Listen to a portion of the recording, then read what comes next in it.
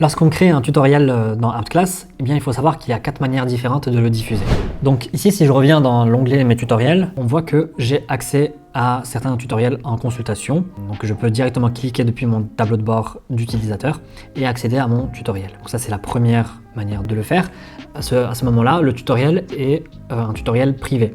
C'est-à-dire que j'ai besoin d'être connecté à mon compte et d'être assigné à ce tutoriel-là pour pouvoir y accéder. Une autre personne se verra refuser l'accès vers le tutoriel. Donc ça permet de gérer la confidentialité aussi des process qui parfois peuvent être sensibles au sein d'une entreprise. Si je reviens au tableau de bord plutôt administrateur cette fois-ci et que je reviens dans l'onglet tutoriel avec la liste de mes tutoriels, eh bien je peux accéder à un tutoriel et je peux choisir de rendre mon tutoriel accessible au grand public. Et à ce moment-là, ça n'est plus un tutoriel privé, mais un tutoriel public. Et il est possible d'y accéder via directement une URL sans avoir besoin d'être connecté. Pour ça, si je vais dans le listing de mes tutoriels, que je vais sur le menu déroulant, lien public, donc cet élément-là du menu déroulant vient juste d'apparaître au moment où j'ai rendu le tutoriel public. Ici, ce n'est pas un tutoriel public, donc je n'ai pas accès à cette fonctionnalité. Et bien ici, je peux copier et visiter le lien public du tutoriel directement.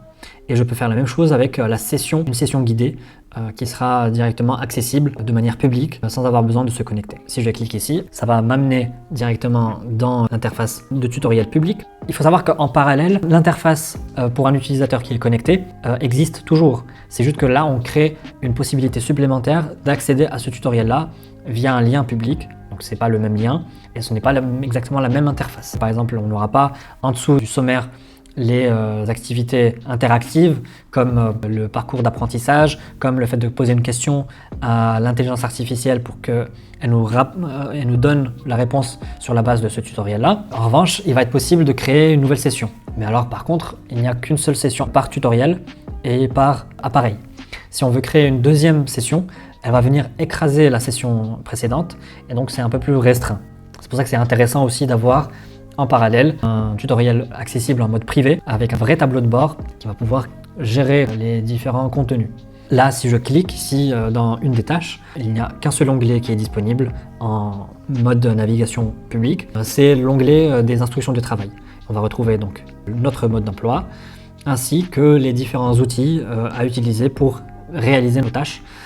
Mais on n'aura pas le wiki collaboratif et on n'aura pas non plus les formations parce que ça nécessite d'être connecté pour pouvoir y accéder.